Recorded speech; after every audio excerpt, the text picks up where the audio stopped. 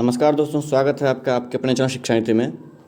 दोस्तों, BTSC JEE के जो रिजल्ट की मांग चल रही है, इस रिजल्ट में एक और आयोग का झूठ पकड़ा गया है, वो इस वीडियो में आपको बताएंगे। साथ ही एआईसीटी आईडी जो ऑब्जेक्शन लिस्ट के टाइम में मांगा गया था, उसमें भी एक खामी नज़र आई है। वो क्या खामी है आपको मैं इस वीडियो में बताऊँगा। साथ ही कि कैसे फर्जी साफ दिख रहे हैं, लेकिन फिर भी उनको काउंसलिंग में एक पर्टिकुलर डिपार्टमेंट के जेईई के काउंसलिंग में बुलाया गया था।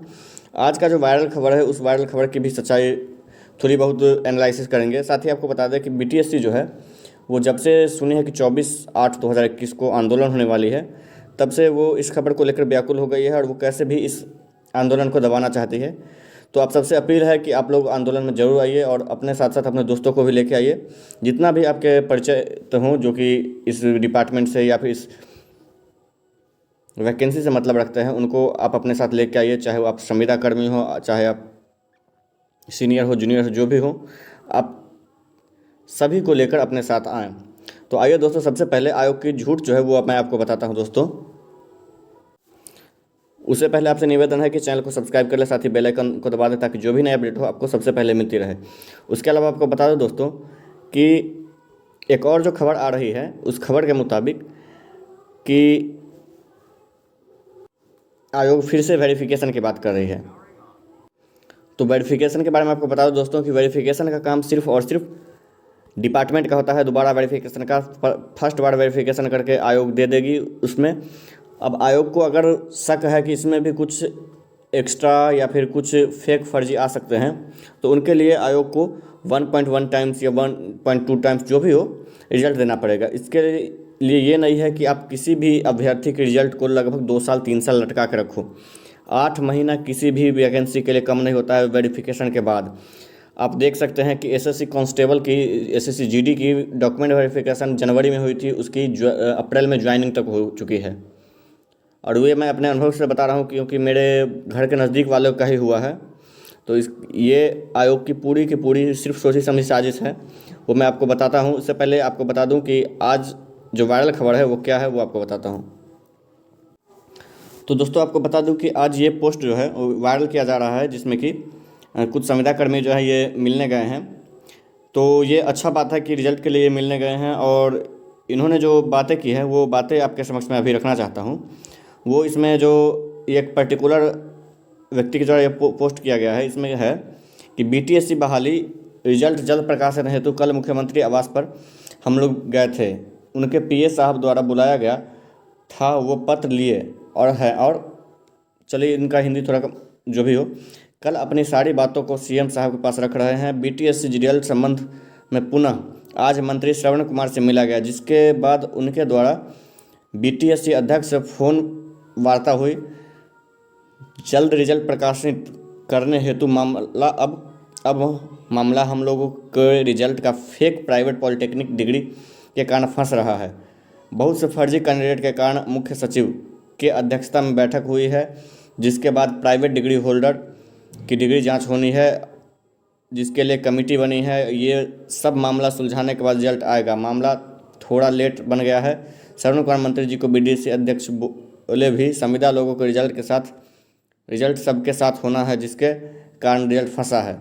मतलब ये जो पर्टिकुलर लाइन है दोस्तों, मैंने समझा कि संविदा लोगों का रिजल्ट सबके साथ होना है, जिसके कारण रिजल्ट पता, मतलब संविदा कर्मी के कारण क्यों रिजल्ट फंस सकता है, क्योंकि वो तो जो भी हैं जेन्युइन है और उन्होंने एक्सपीरियंस लिया है। अब आपको बता दोस्तों कि हम लोग कार्य जल्दी ही निपट लेंगे। यह बहाली पहली थी, ईसा का हमें भी खेद है। आगे हम लोग लगातार रिजल्ट हेतु मामला देख रहे हैं, जयशंख। तो चलिए दोस्तों, मैं इसमें कुछ ज़्यादा नहीं बोलूँगा, लेकिन क्वेश्चंस कुछ इसमें ये उठते हैं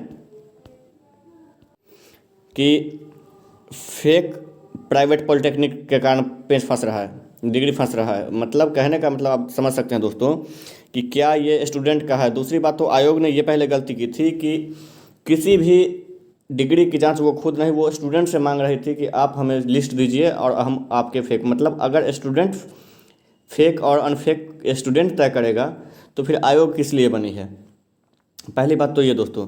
दूसरी बात आपको ये बता दो दोस्तों कि रिजल्ट जो है, इन बातों पे आप रिजल्ट के लिए हमारे लोग मांग के लिए गए थे, अच्छी बात है, लेकिन ये बात विश्वास करने लायक नहीं है, क्योंकि ये 8 महीने हो गए, 8 महीने को इनको फेक और फर्जी जांच के लिए ही, मतलब मुख्य सचिव की अध्यक्षता में ये सब अभी तक यही बस यहीं पे है जांच।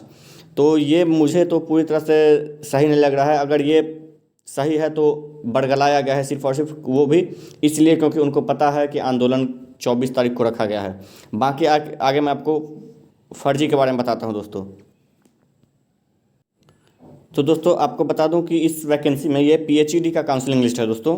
और पीएचईडी के काउंसलिंग लिस्ट में जो गलती की गई है वो मैं आपको बता रहा हूँ। आपको बता दूं दोस्तों कि ऐसी कई गलतियाँ होंगी, लेकिन मैंने जो फिलहाल जिस पर नज़र डाला है वो ये है कि आप यहाँ देख सकते हैं दोस्तों कि ये रहा Sainath university, Sainath university, Sainath university. अब देखिए ये दोस्तों यहाँ जो है AICTE ये वर्ष है 2018, 2018, 2018।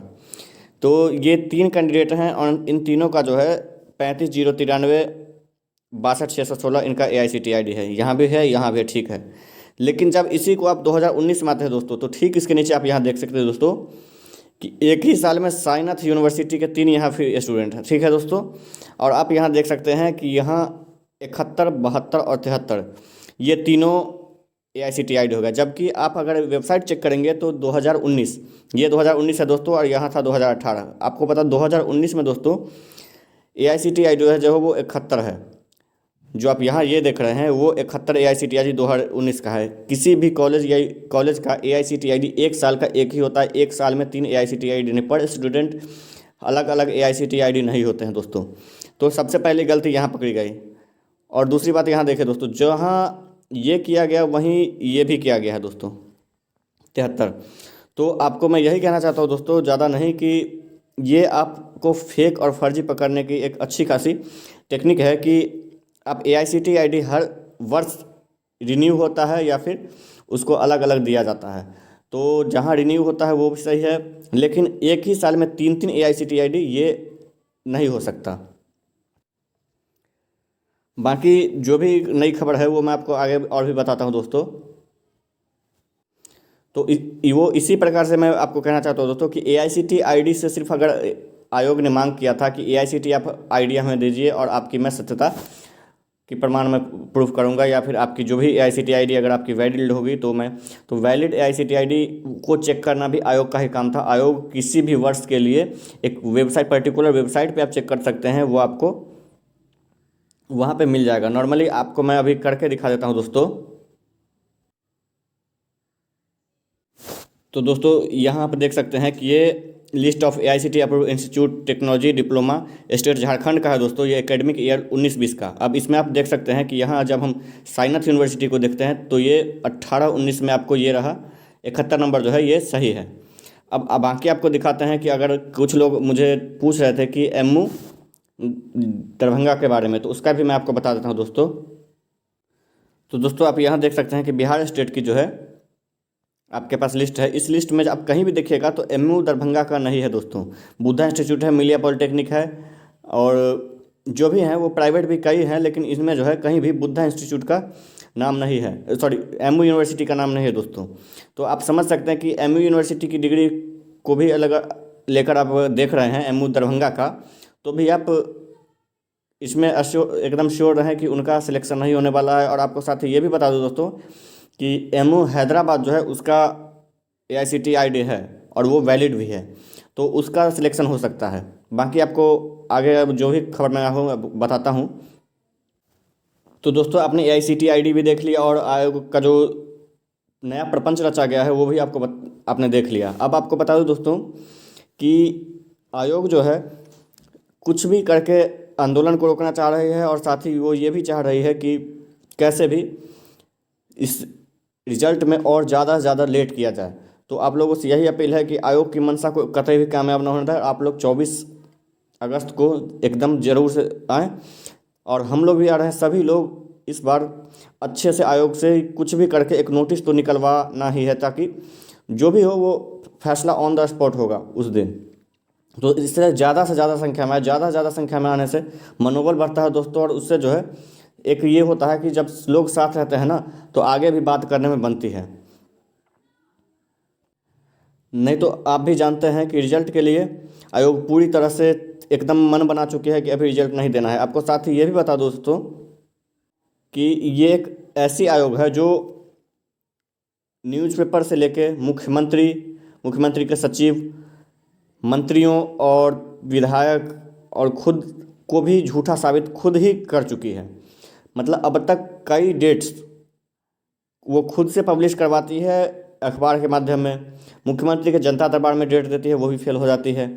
एक विधायक को, जो आप भी जानते हैं, ओबरा के विधायक ऋषि कुमार, उनको भी दिया गया था डेट, वो भी फेल हो गया। फिर अब जो है वो मंत्री के बारे में बात चल रही है कि मंत्री वगैरह।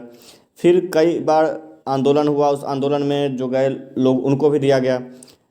कुछ दिन 5 दिन पहले भी आंदोलन हुआ, उस आंदोलन में भी एक डेट दिया गया। मतलब हर डेट फेल हो रहा है और ये आयोग रिजल्ट पे नहीं। अब इतना डेट फेल होने के बाद अब ये आयोग बोल रही है कि हमें कॉपी डॉक्यूमेंट की जांच करनी है। तो ये पूरी तरह से गलत बात है दोस्तों। और आपको ये भी बता दूं कि डॉक्यूमेंट पूरी तरह से जांच हो चुकी है। साथ ही आपको ये भी बता दूं कि अगर उसकी मंशा होती तो वो जिनका हो चुका है उनको दे देते और 1.1 टाइम्स देके जिनको भी फर्जी निकले उनको हटा सकते थे। लेकिन ऐसी उनकी कोई मंशा ही नहीं है, क्योंकि रिजल्ट देने की मंशा ही नहीं है। बाकी जो भी नई खबर होगी आपको मैं बताते रहूँगा। तब तक के लिए आप लोग चैनल को सब्सक्राइब कर लीजिए, और जो भी इससे रिलेटेड BTS जेईई से रिलेटेड जो भी वीडियो है मैं आपको डिस्क्रिप्शन के लिंक में दे दूँगा, आप वहाँ भी देख सकते हैं। साथ ही आपको ये बता दूं दोस्तों कि मैं 22 तारीख को शाम को लाइव आने वाला हूं आप लोगों से बात करने के लिए। तो आप लोग उसमें भी जुड़ के जो भी जिस तरह का भी सवाल हो हमसे पूछ सकते हैं। कई लोग बार बार बोल रहे थे कि एक बार लाइव आइए, तो मैं आऊँगा। और वो 22 तारीख को ने सुनिश्चित किया है कि 22 तारीख को मैं आऊँगा। तब तक कुछ सेटअप वगैरह मैं कर देता हूँ। धन्यवाद। पिघला दे